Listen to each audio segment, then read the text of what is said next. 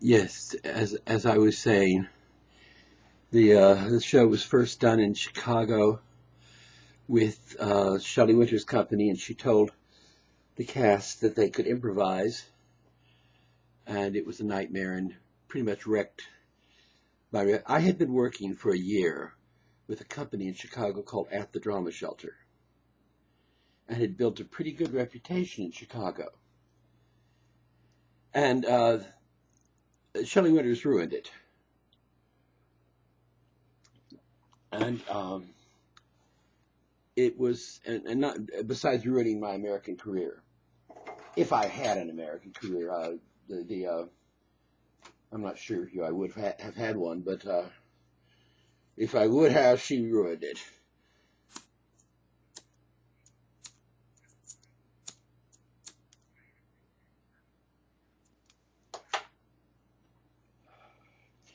I found out about it opening night, and I threatened to sue the producer who had allowed it knowingly.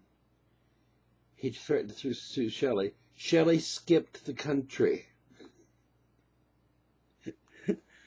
I'm not kidding. She actually skipped the country, cutting the tour short. There is a funny after story. Many years later, a young company in Chicago did Kennedy's Children and did it beautifully, and they were nominated for and won several awards. I think it's the Joseph Jefferson Award, and they flew me in to see that, to see the ceremony. And all the critics at intermission of the show came over to me begging my forgiveness and saying that they would definitely cover all my shows that were done in Chicago after that. Incidentally, they didn't. It was just it was a fiasco. It was fun, but that's enough of that.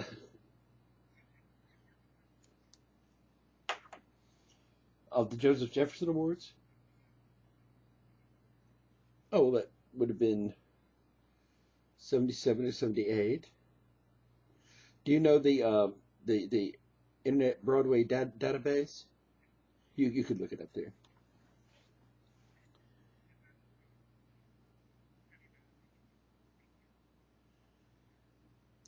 Well, a bit. I contacted them when I heard they were going to do it, and said I would help in any way I could, and they put me in touch with you.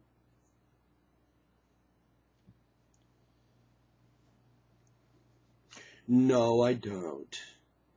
Unfortunately, I'm hoping they'll videotape it.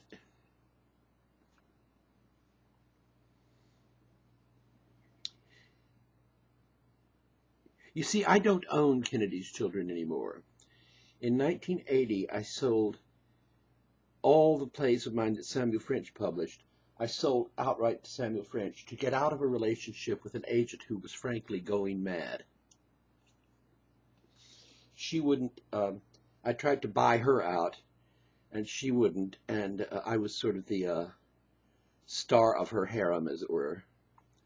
And so I sold it all to Samuel French. So I'm lucky if I even find out that productions of the play are being done. Therefore, I don't make any money out of it. Therefore, I don't any longer fly to where there are productions being done.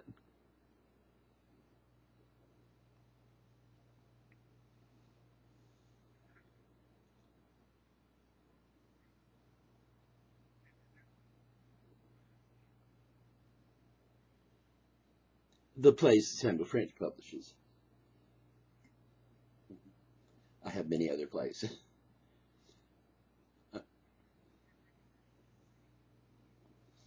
No, I left theater in 1990.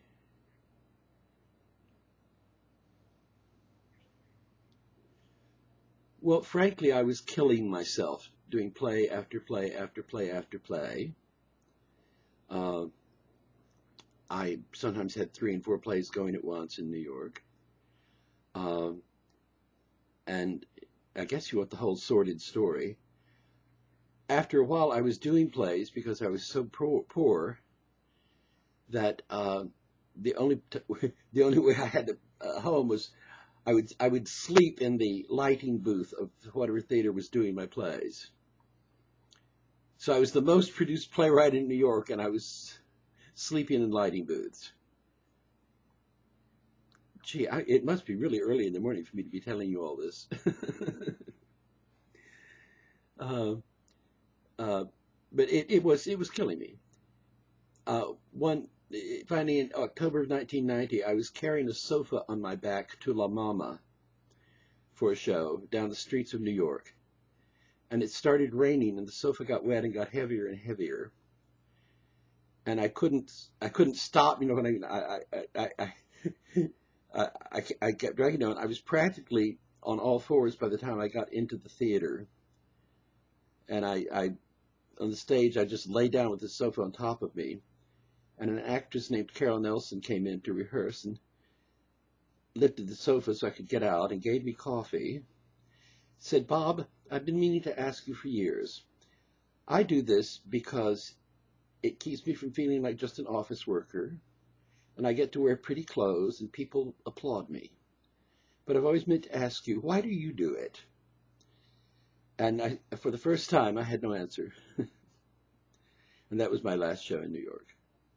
And I left New York because why be in New York if I wasn't doing theater, and moved to California.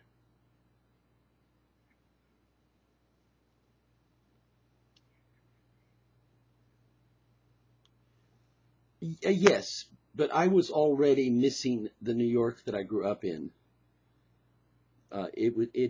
The off Broadway, which was to me New York, had changed a great deal, and my New York was gone, and I left. I came out here, and I got a job reviewing pornographic movies, which is what I do for a living now. Yes, I do. Right now I'm trying to choose whether to review next one called Kennel Master or one called Torrid Twinks.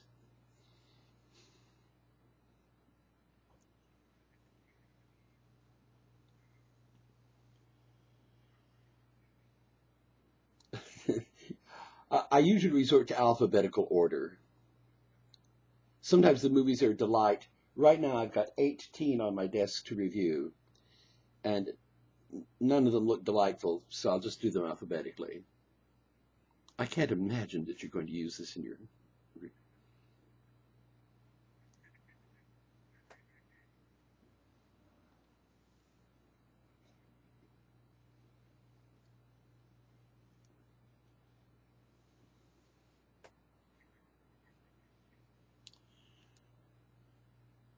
Surely, may I ask you again to wait 30 seconds?